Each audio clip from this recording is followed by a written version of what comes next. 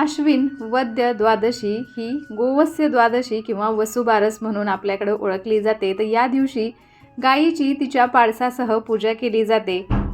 घरातील महिलांनी गायीच्या पावलावरती पाणी घालायचं, दूध पिणाऱ्या वासरासह तिची पंचोपचार पूजा करायची, पायावरती अर्घ्य देऊन ओवाळून पूजा करायची आणि त्या दिवशी खरीपाचे पीक तयार झालेले असते त्याचा गोड घास आपण गायीला घालायचा असतो। प्राचीन काळापासून आपण सर्व लोक गायीला पवित्र मानत आलेलो आहोत। गायीच्या ठिकाणी 33 कोटी देव असतात असे मानले जाते, म्हणून तिला गोमाता असं म्हणतात। तिची उपयुक्तता ओळखूनच प्राचीन काळापासून तिची पूजा करण्याची पद्धत आपल्याकडे आहे। तर गायीच्या थोरवीमुळेच राजा दिलीप आणि भगवान श्रीकृष्ण यांनी गोसेवा केली होती। श्रीकृष्णाने तर स्वतःला गोपाल म्हणून घेतले होते। आपण अनेक प्रसंगी दान करत असतो, त्यात गोदान हे सर्वश्रेष्ठ दान मानले जाते। प्रकाशाचा आणि उत्साहाचा सण म्हणजे दिवाळी। प्रत्येकाला हवाहवासा वाटणारा हा सण मोठ्या उत्साहात आपल्या देशभरात साजरा केला जातो। तर गुरुवार 9 नोव्हेंबरपासून दिवाळीच्या सणाला सुरुवात होणार आहे। सर्वप्रथम गाई वासरांची दिवाळी म्हणजेच वसुबारसेने पहिली पंथी ही आपल्या घरामध्ये लागणार आहे। समुद्रमंथनाच्या वेळेस 5 कामधेनू उत्पन्न झाल्या होत्या। कामधेनू हे मातृत्व, प्रजनन, देवत्व आणि पालनपोषण यांच्या आशीर्वादांनी जोडलेला आहे। तर देवी गाय कामधेनू 7 महान देवांची देणगी म्हणून उदयास आली असं सांगण्यात येतं। भगवान श्रीकृष्ण विष्णू अवताराशीही याचा संबंध आहे।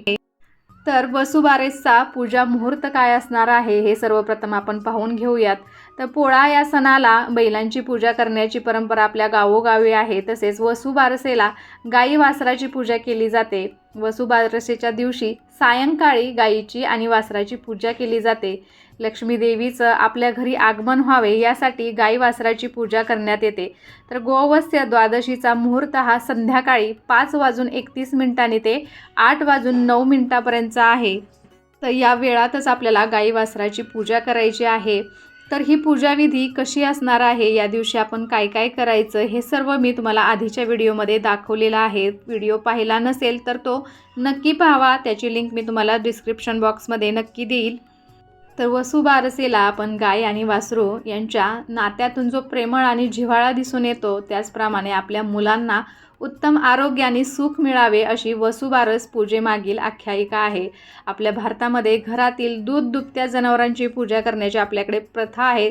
त्याचबरोबर शहरी भागांमध्ये म्हणजे मुंबई, पुण्यात किंवा ग्रामीण भागातही आज अनेक ठिकाणी घरांमध्ये गाई वासरं नाहीत। त्यांना या गोवत्स्य द्वादशी किंवा वसुबारसेचा दिवस कसा साजरा करायचा असा प्रश्न पडलेला असतो। तर याच प्रश्नाचं निरसन म्हणून त्यासाठीच मी आजचा व्हिडिओ तुमच्यासाठी घेऊन आलेली आहे। तर गाय नसताना आपण या दिवशी पूजा कशी करायची हे तुम्हाला मी थोडक्यात सांगते। तर वसुबारसेच्या दिवशी तुमच्याकडे गाय नसेल तर पाटावरती गायीचं चित्र काढून किंवा तांदळाने गाय साकारून देखील वसुबारसेच्या संध्याकाळी तुम्ही पूजा करू शकता। याशिवाय काही जण या दिवशी दिवसभर उपवास करतात। तसेच दिवसभर दुधाचे पदार्थ या दिवशी आपल्याला टाळायचे आहे। घरामध्ये जर कामधेनू किंवा गाई वासराची मूर्ती नसेल, पितळेची असो किंवा कोणत्याही धातूची, तर या दिवशी तुम्ही नक्कीच खरेदी करू शकता। वसुबारस हा दिवस अत्यंत शुभ मानला जातो। या दिवसापासून दिवाळीच्या सणाची सुरुवात होते। तर या दिवशी तुम्ही नक्कीच गाई वासराची मूर्ती तुमच्या घरामध्ये आणू शकता। तर कामधेनू गायीची मूर्ती घरात ठेवल्याने आपल्याला समृद्धी, संतती, आरोग्य लाभते। कामधेनू गाय म्हणजे इच्छा किंवा इच्छा पूर्ण करणारी गाय माता। कामधेनू गायीचे वेगवेगळे भाग आणि त्याचे महत्त्वही तसेच आहे। 4 पाय 4 वेदांचे प्रतीक आहे। तर हिमालयाचे हे प्रतिनिधित्व करतात। तिची शिंगे पवित्र त्रिमूर्ती दर्शवतात, ज्याच्या टोकाला ब्रह्मा, मध्यभागी भगवान विष्णू आणि पायथ्याशी भगवान शिव आहेत। तिच्या डोळ्यात सूर्य आणि चंद्र राहतात। तिच्या खांद्यावर अग्निदेव आणि वायू, पवनदेव दाखवलेले आहेत। तर इतर सर्व महत्त्वाच्या देवता कामधेनूच्या भौतिक रचनेत राहत असतात। जर तुमच्या घरामध्ये शांतता नसेल तर कामधेनू हा सर्वोपयोगी उपाय मानला जातो। घर किंवा ऑफिसमध्ये कामधेनू गाय आणि वासराची मूर्ती यश, समृद्धी आणि वृद्धी आणते। कामधेनूची वासरू नंदिनीसह पूजा करणे शुभ मानले जाते। व्यक्तीला लक्ष्मी, सरस्वती आणि दुर्गा या 3 प्रमुख देवींचे आशीर्वाद प्राप्त होतात। तर कामधेनू सर्व इच्छा पूर्ण करू शकते आणि तुमच्या घरात शांती आणि समृद्धी आणू शकते। कामधेनू तुमच्या जीवनातील प्रत्येक समस्या दूर करून व्यावसायिक, भौतिकवादी आणि आध्यात्मिक यश घेऊन येते. तर वास्तूमध्ये कामधेनू गाय आणि वासराच्या मूर्तीची पूजा केल्याने गर्भधारणाचा प्रयत्न करणाऱ्या स्त्रियांना त्याचा फायदा होतो. तर कामधेनू गाय आणि वासराची मूर्ती कोणत्या प्रकाराची असावी हे आपण थोडक्यात पाहून घेऊयात.